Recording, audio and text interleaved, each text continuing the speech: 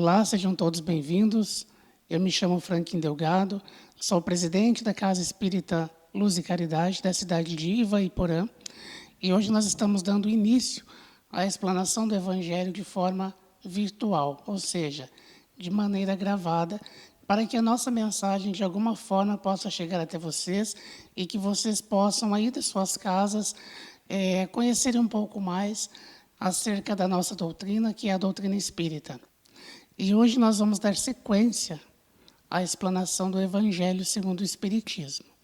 Vale ressaltar que a nossa casa já promovia essa atividade, que é a explanação do Evangelho segundo o Espiritismo, só que de maneira presencial, ou seja, todos os domingos, às 19 horas. Mas, por conta do Covid, nós tivemos que dar uma pausa nas nossas atividades. E estamos retornando na data de hoje, de maneira gravada, online, mas que não deixe de ter o sentimento e o afeto e o mesmo objetivo que havia quando era presencial.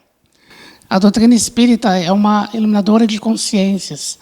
Ela veio para nos orientar, para nos conduzir no bom proceder.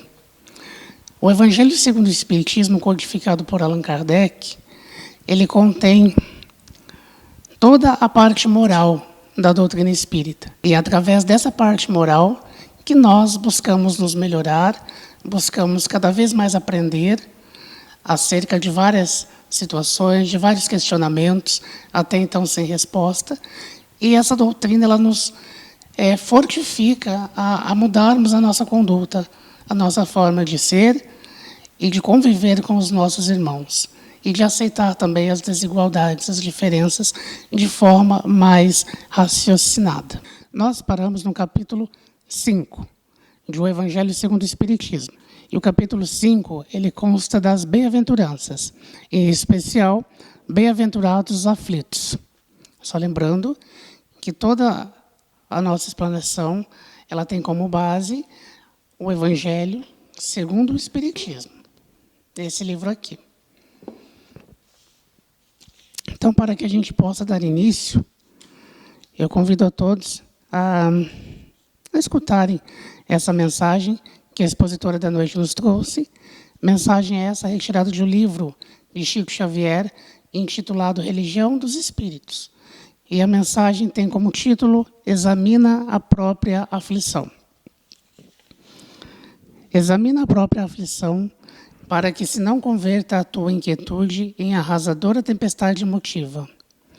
Todas as aflições se caracterizam por tipos e nomes especiais. A aflição do egoísmo chama-se egolatria. A aflição do vício chama-se delinquência. A aflição da agressividade chama-se cólera. A aflição do crime chama-se remorso. A aflição do fanatismo chama-se intolerância. A aflição da fuga chama-se covardia. A aflição da inveja chama-se despeito. A aflição da leviandade chama-se insensatez. A aflição da indisciplina chama-se desordem.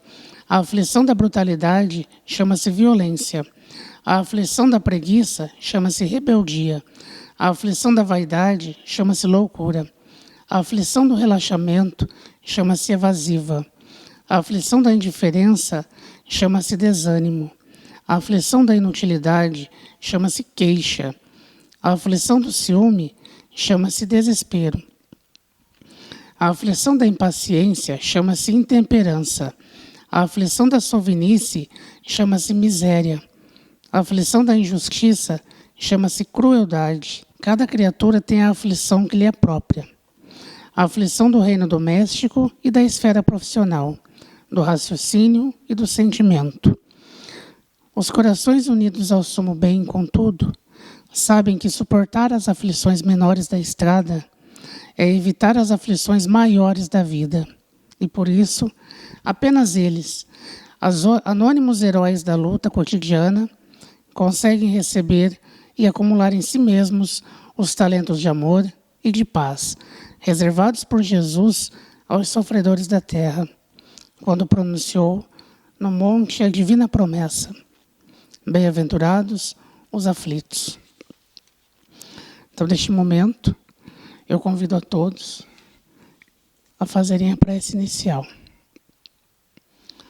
Mestre Jesus, Mestre de divina bondade, de divina harmonia, concitamos a vossa presença neste momento, nos iluminando, nos orientando, para que as atividades da noite possam, de alguma forma, tocar aos irmãos que irão assisti-la,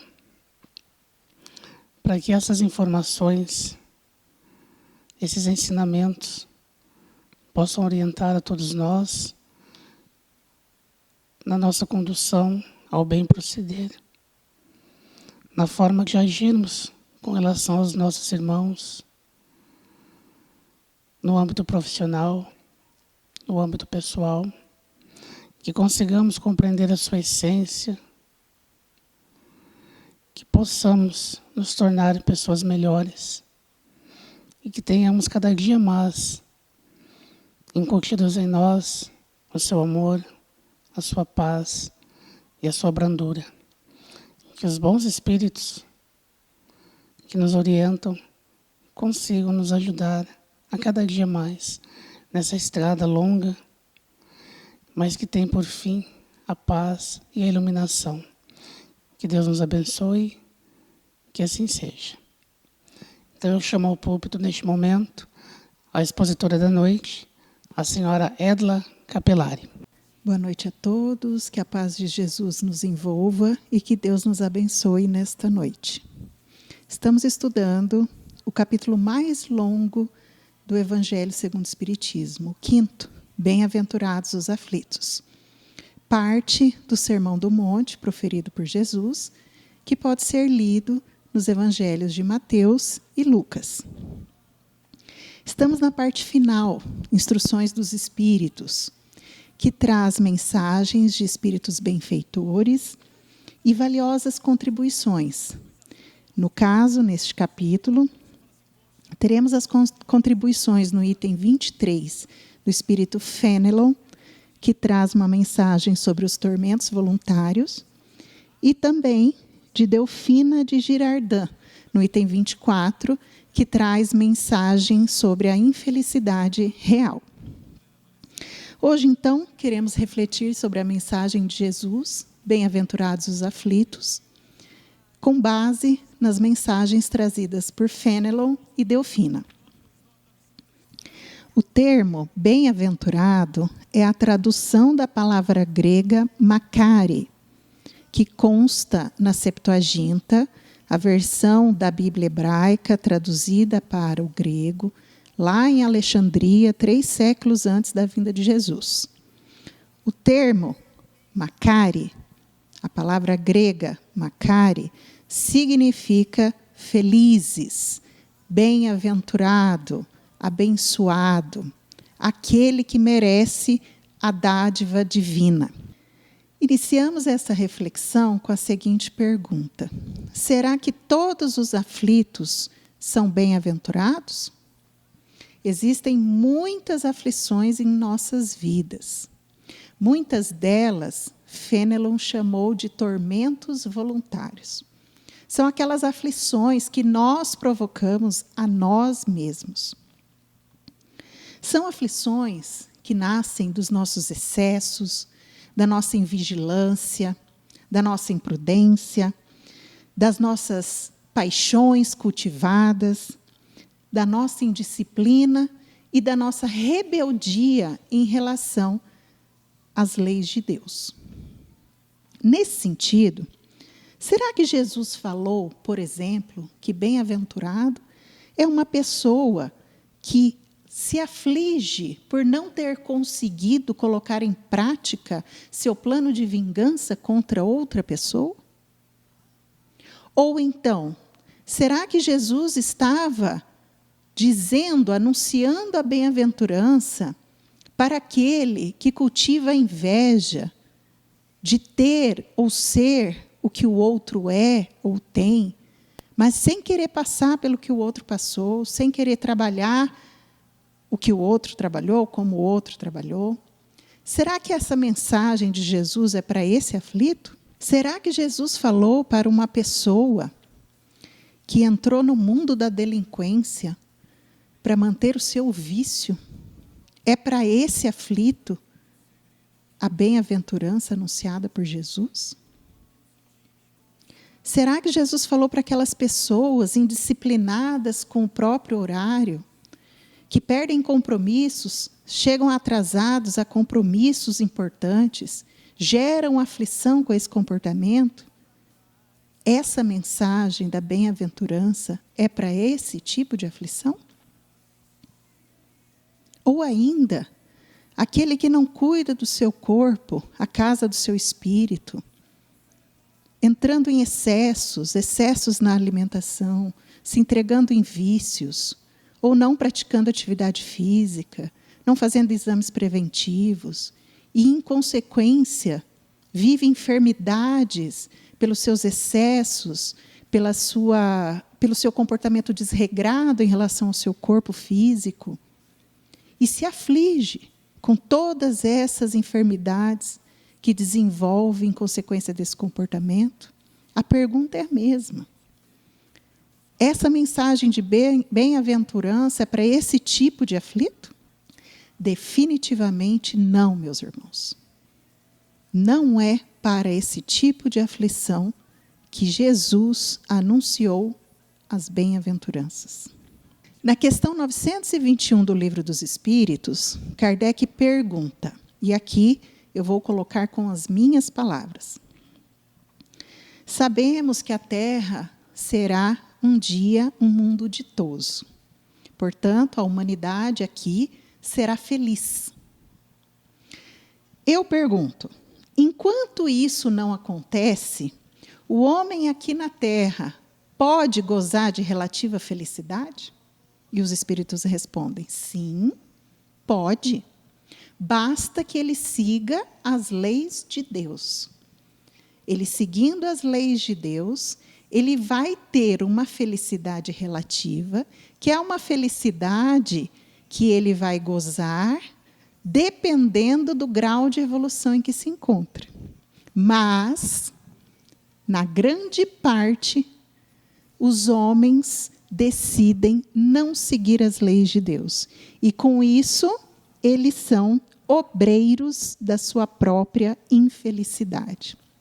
Então, veja, nós mesmos provocamos, na maior parte das vezes, nós mesmos provocamos os nossos tormentos voluntários, a nossa própria infelicidade. O que disse Emmanuel no texto inicial dessa explanação é uma sugestão que nós devemos seguir, que é: está em aflição? Examina a sua aflição. Que tipo de aflição é essa? É uma aflição que está em minhas mãos poder modificá-la? É uma aflição que advém do meu afastamento da prática do Evangelho, do meu afastamento das leis de Deus? Se sim, meus irmãos, devemos examinar e identificar as fontes dessa aflição. Identificando essas fontes, façamos todo o possível para eliminar essas fontes. Eliminando essas fontes, não teremos mais tormentos voluntários, conseguiremos nos libertar desse tipo de aflição e seguir o caminho da evolução. É certo que a criatura humana, ela não quer provocar sofrimento para si mesma. Todos nós queremos ser felizes, todos nós queremos ter uma vida equilibrada, de paz, todos nós queremos ser capazes de lidar com as aflições, com os sofrimentos que aparecem na nossa vida durante a nossa existência. A questão é que a maior parte das pessoas acredita que a felicidade está neste mundo, apenas nessa existência, e que está vinculada ao ter, e apenas ao ter. Ao ter posses, ao ter fama, prestígio, poder, ao ter saúde, juventude, beleza, qualquer um desses atributos. O problema não é ter, O problema é apenas ter. É ter e não ser. É ter, não ser e não agir.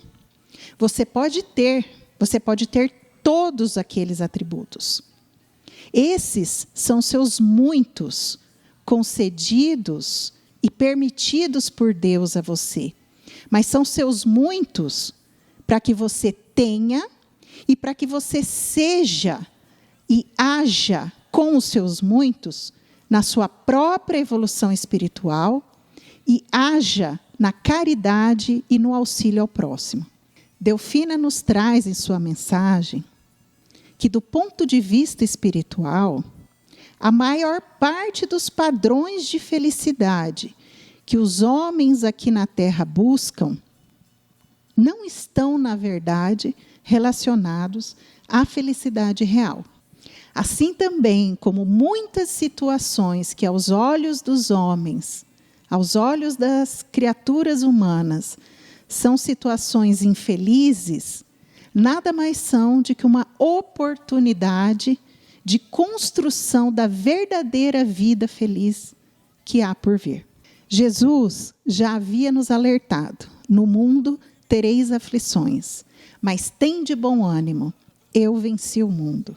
Mesmo com essas aflições anunciadas por Jesus, nós podemos gozar sim de uma felicidade relativa à nossa fase de evolução espiritual. Essa felicidade relativa está vinculada à postura que nós adotamos frente à aflição que nos visita, frente ao sofrimento que nos visita.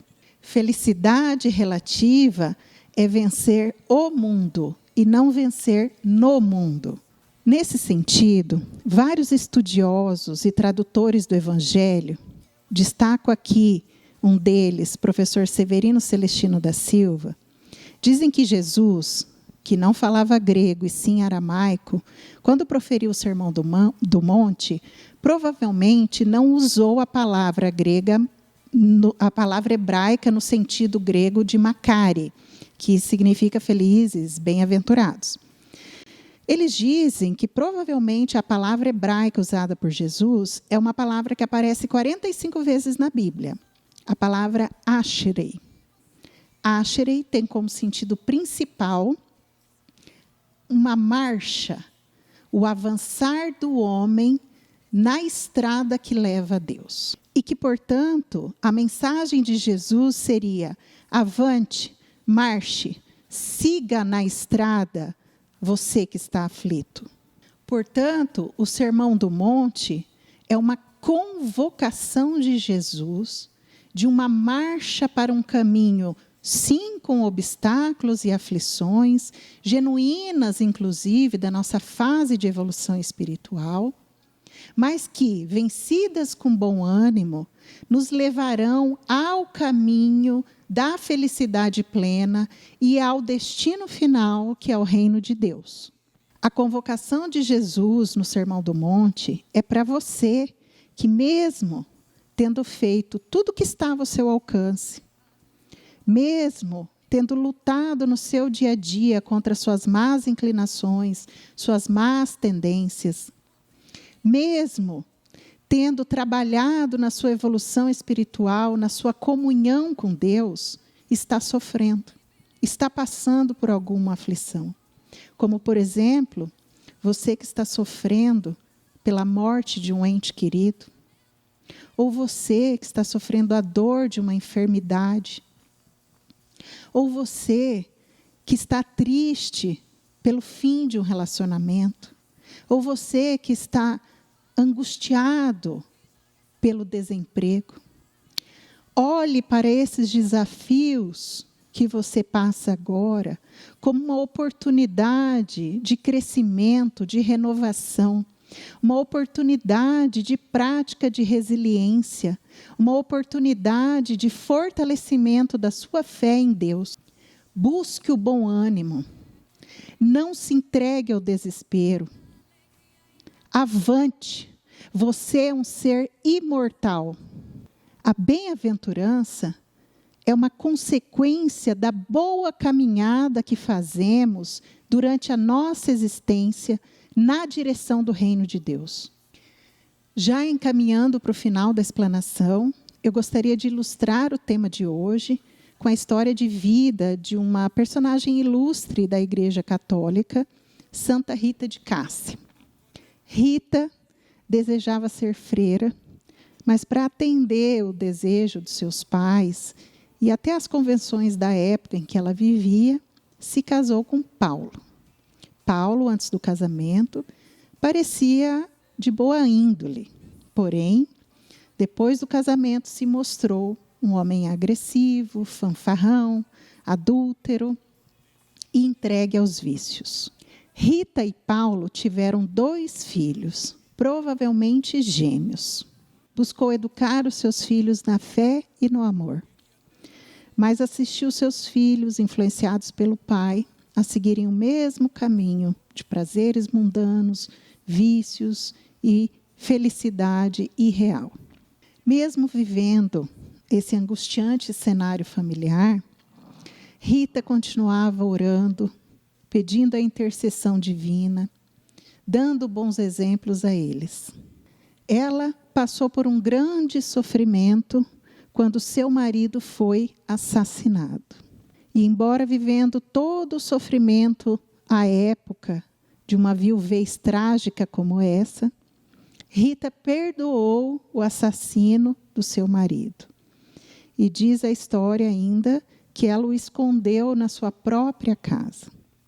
Mas Rita teve um sofrimento ainda maior quando descobriu que os 2 filhos planejavam vingar a morte do pai. Com sua consciência fortemente ligada a Deus e com amor imenso pelas almas de seus filhos, ela suplicou a Deus que enviasse o anjo da morte para levar os seus filhos e que não permitisse, assim, que eles se tornassem assassinos. Pouco tempo depois, os 2 morreram. Rita se entregou à oração e à prática da caridade, até que desenvolveu uma enfermidade e padeceu por 4 anos, que culminou, então, em seu desencarne aos 76 anos de idade.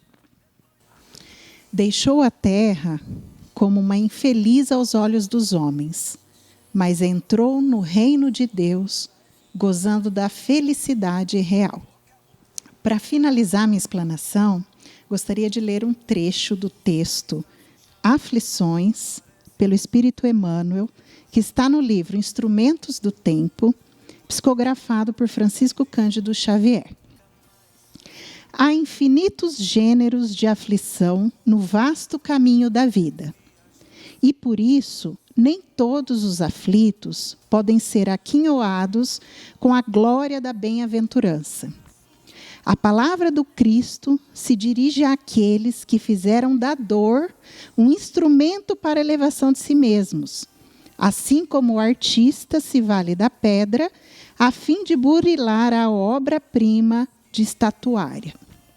Acautela-te se conservas alguma aflição particular. A angústia, muitas vezes, pode ser antecâmara do desequilíbrio.